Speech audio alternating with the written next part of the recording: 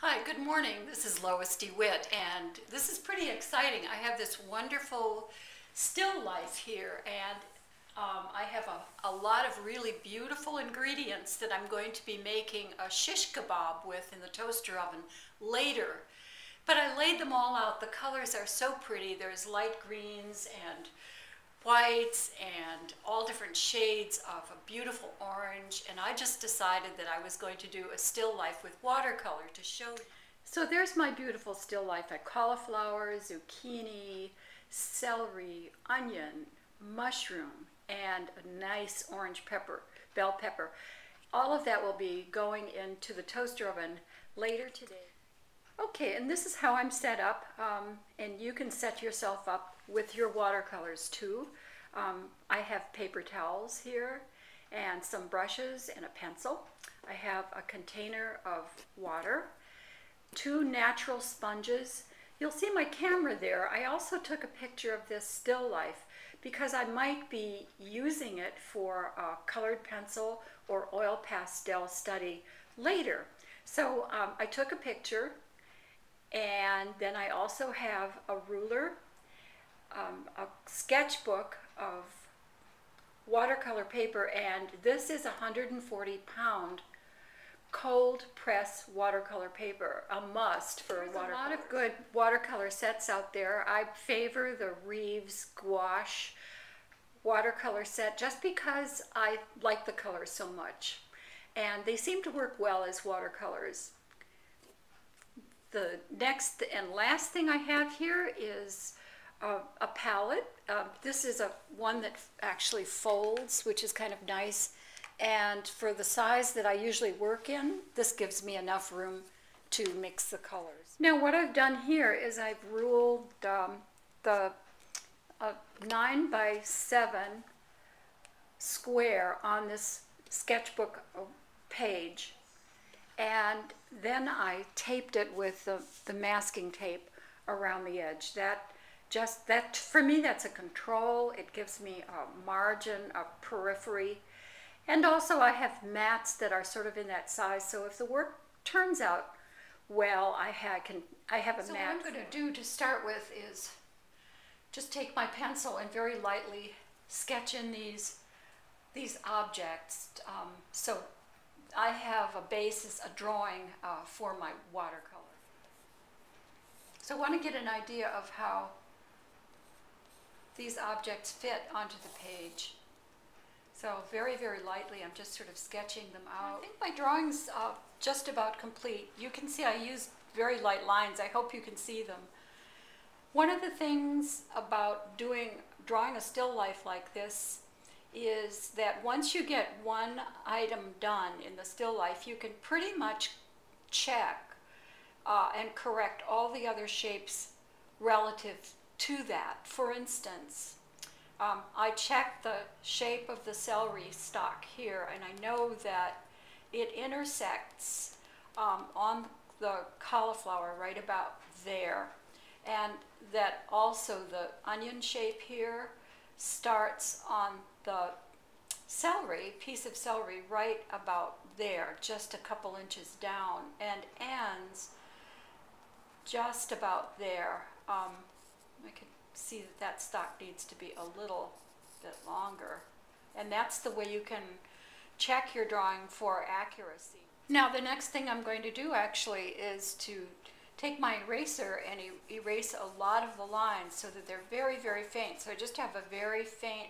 map of where the objects are. Put some background color in first.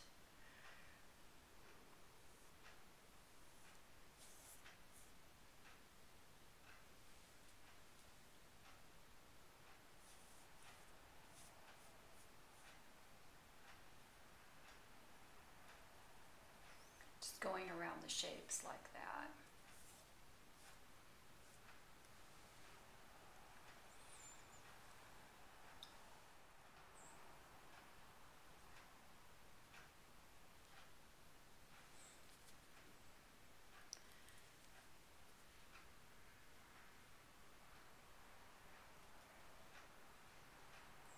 Sort of purpley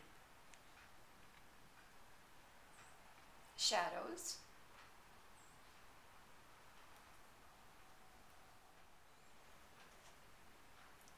There's the pepper.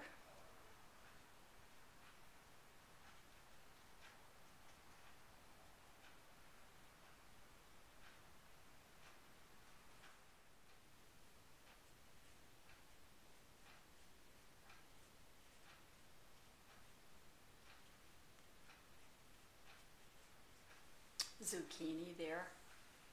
Add a little of that green to the cauliflower leaves. Now, put some gray into, for the mushrooms, the shapes of the mushrooms. Using a smaller brush. And then we have some texture here for the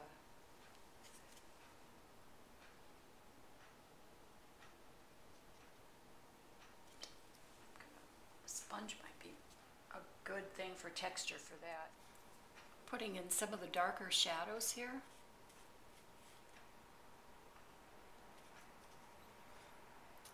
And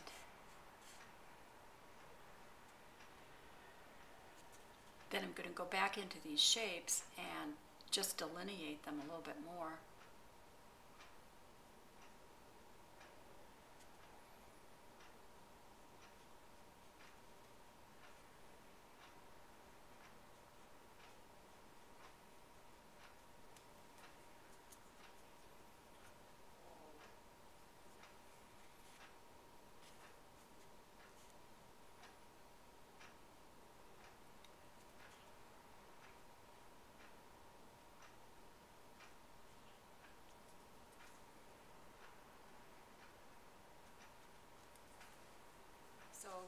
I'm going to go in and do some smoothing out now, just of some of the shadows I put in.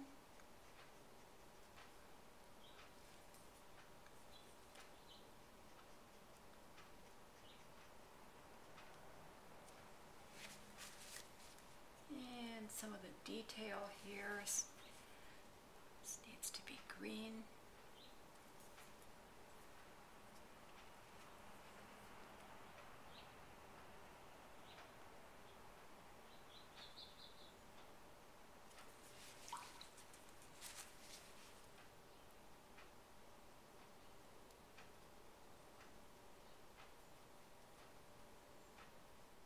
Some shading in here.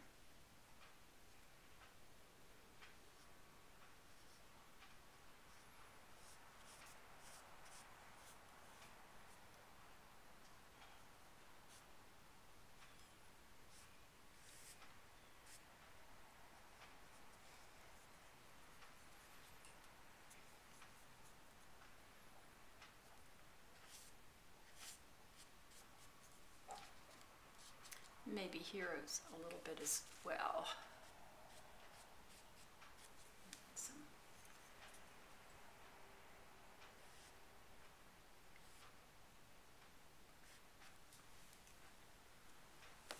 texture, I think, would be nice.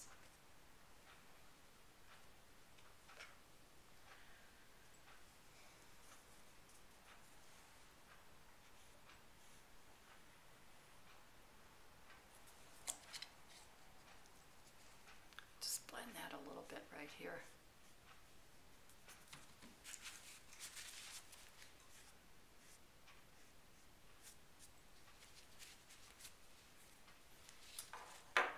And then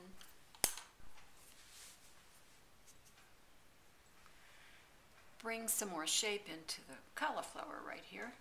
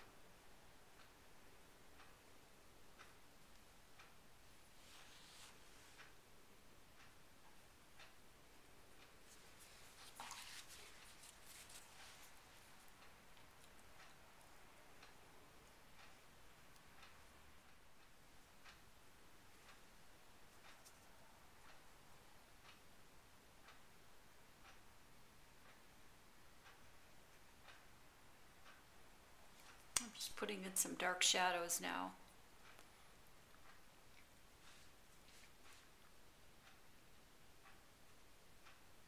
Around the shapes.